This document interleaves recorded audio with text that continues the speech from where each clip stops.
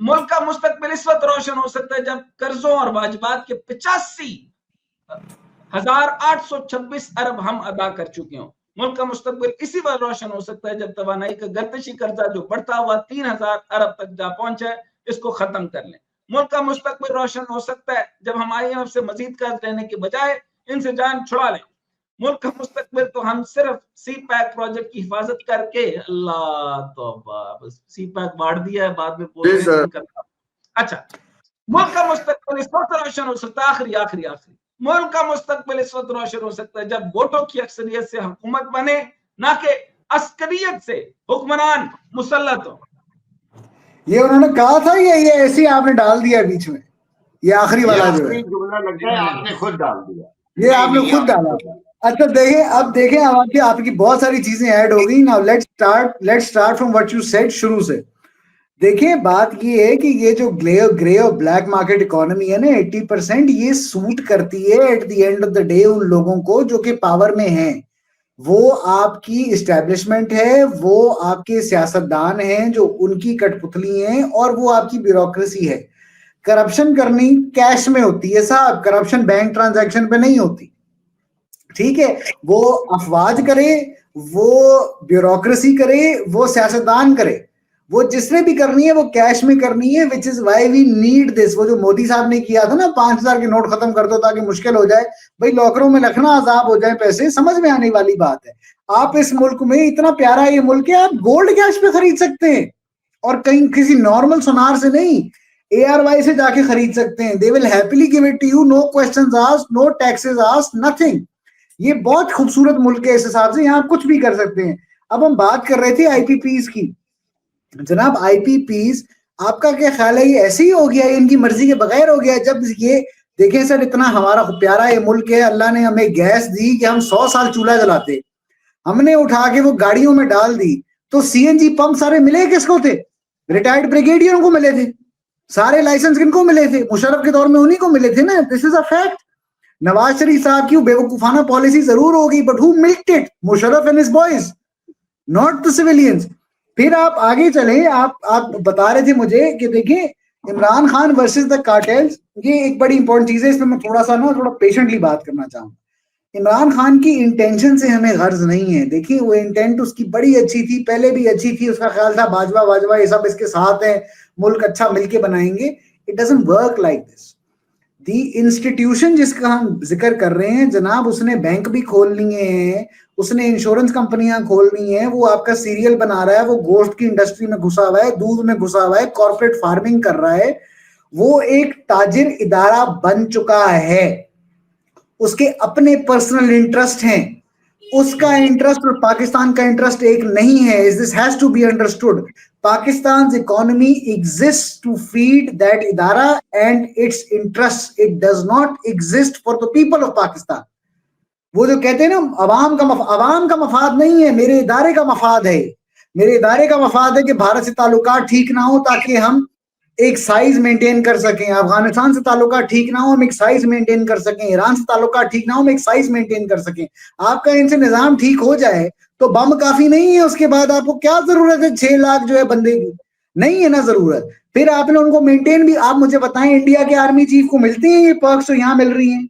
बांग्लादेश में मिलती हैं, कहीं दुनिया में मिलती हैं? मतलब इंग्लैंड में वो घर नहीं देते जी, 3 बेडरूम टेरेस नहीं देते वो रिटायर्ड जर्नैल को।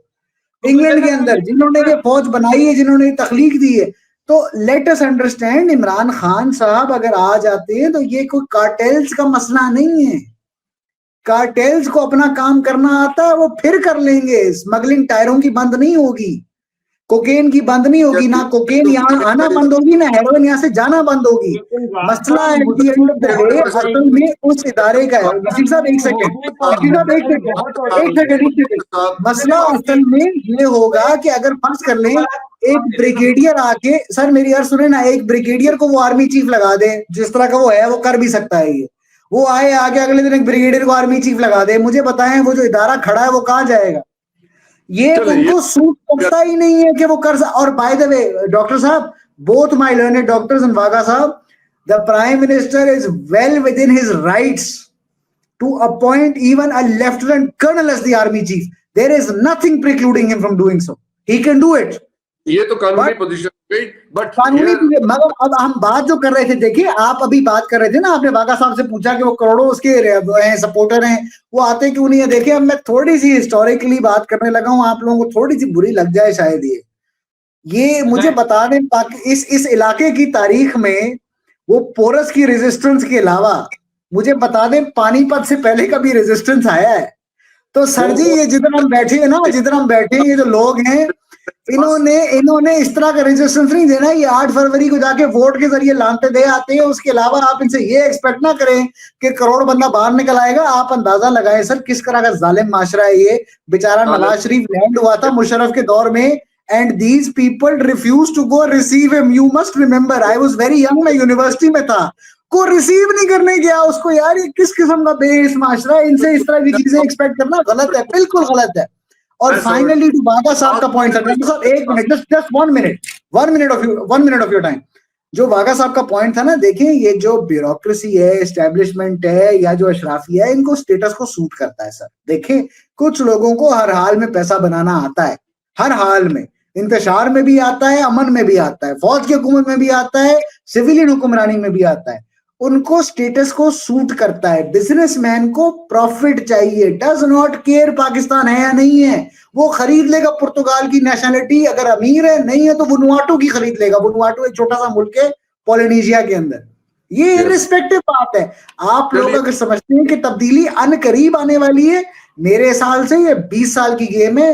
लेट अस जस्ट होप कि हम ये करते रहें ताकि लोगों में एक शऊर बेदार रहे, ताकि शायद 20 साल बाद हम कुछ देख सकें। लोगों में बहुत शऊर है। बागा साहब, very quick response to one last question, वो ये कि अगर जैसे आपने कहा कि 10-12 साल के बच्चे के पोस्टर लगाने पे रियासत हरकत में आ सकती है, तो इतने बड़े बड़े जुर्म हो रहे हैं जिनकी तफसील लाज साहब ने, डॉक्टर स्नेह साहब ने हमें बताई, उस पर रियासत हरकत में नहीं आती। एक पोस्टर लगाने पे बच्चा उठा लेते हैं। गवर्नमेंट की और रियासत की वो प्रायोरिटी नहीं है। लोगों के लिए अमनो अमान, अपने मुल्क में लॉ एंड ऑर्डर ठीक करना उनकी बिल्कुल प्रायोरिटी में शामिल नहीं है। उनकी प्रायोरिटी में वही काम शामिल है जो उनके अपने मफाद के लिए वो मकासद कर रहे हैं। मैं बार बार कह रहा हूं, आपकी ब्यूरोक्रेसी, आपकी पुलिस, आपके दूसरे सारे इदारे महज अपने मफाद की खातिर मुल्क में काम कर रहे हैं, और यही वजह है कि उनको दूसरों का जुर्म नजर नहीं आता। वो कहते हैं बस हम बचे रहे, हमारी सारी दौलत जो हराम की हमने कमाई हुई है वो किसी तरीके से, इसीलिए मुज़ाकरात कामयाब नहीं होते। Closing remarks please. तो छोड़ें, देखिए अवाम और रियासत का मफाद एक नहीं है। जब तक एक नहीं होगा ये मुल्क तरक्की नहीं करेगा। This is, forget about it, this is not going to happen. रियासत का मफाद है, इट्स दैट सिंपल, और कोई बात नहीं है।